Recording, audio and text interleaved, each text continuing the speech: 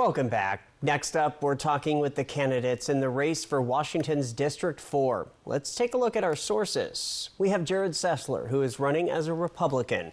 We have Sharisa Boyd, who is a write-in candidate running as a Democrat. And we have incumbent Congressman Dan Newhouse, who was unable to join us for our second rounds of interviews due to Congress being in session. We're going to be using an interview we did with him a couple of weeks ago. In recent developments, this race gained another candidate, with Boyd being a write-in candidate. It's your first chance to hear her answers on why she's running. Take a look. Born and raised on a farm in central Washington, still on the farm. We still have it in the family. That's Dan Newhouse, the Republican incumbent.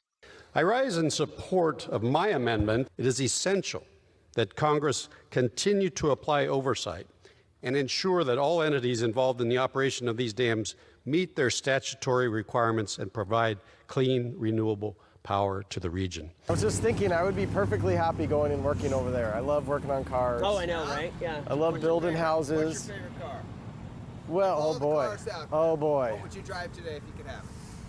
Now, those are two wildly different questions. That's Jared Sessler, a newcomer to politics who beat Newhouse in the primary by almost 10 percentage points. I have a history of human service management, working with people in nonprofits, working processes with people, and ensuring that people's needs are met. And that's Sharisa Boyd, a Democrat who just jumped into the race as a write-in candidate. This fall, write-in Sharisa Boyd. All three candidates are total opposites. Newhouse is a third-generation farmer and businessman from Sunnyside. He assumed office on January 3rd, 2015, but his current term ends on January 3rd, 2025. Newhouse is a conservative, but voted to impeach former President Trump. At this point in time, so many critical issues that we're facing domestically, locally, internationally. I think this is a very key time that we want somebody that understands the issues. 55-year-old Jared Sessler says he's running a grassroots campaign. He's endorsed by Trump and lives in Prosser. He told me his accomplishments include serving in the U.S. Navy, racing for NASCAR, owning multiple businesses, and farming. I would go as far to say that I think that the people in America probably feel less safe now than we ever have in our entire lives. And it has a lot to do with the lack of border security. Boyd says she is the total opposite of both Sessler and Newhouse. She's vying for Kamala Harris to win and felt compelled to give Central and Southeast Washington voters a progressive option. She has lived in California but moved to the Tri-Cities area about 7 years ago.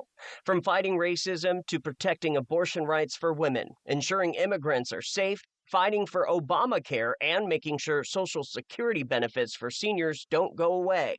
She says the difference is clear. I see our two choices, and I want to give the community, the people in the community, another option. I believe that I can be the best person for the job, because although they're here for the politics or their positions, I am here to represent the people. As of 2024, the annual salary for most members of the United States Congress is $174,000 per year. All three tell me that's not why they are running. People are gonna stand up and make their voices heard, because you can't afford to keep food on your table, keep a roof over your head, keep gas in your tank. People have had enough. I think the reason why the people in Central Washington like me is because I'm just a regular guy. We need Obamacare. There are too many people suffering medically and mentally. We need to improve our mental health services also, because it's impacting our communities. Now, we will be catching up with the candidates again in the next few weeks to discuss their campaigns.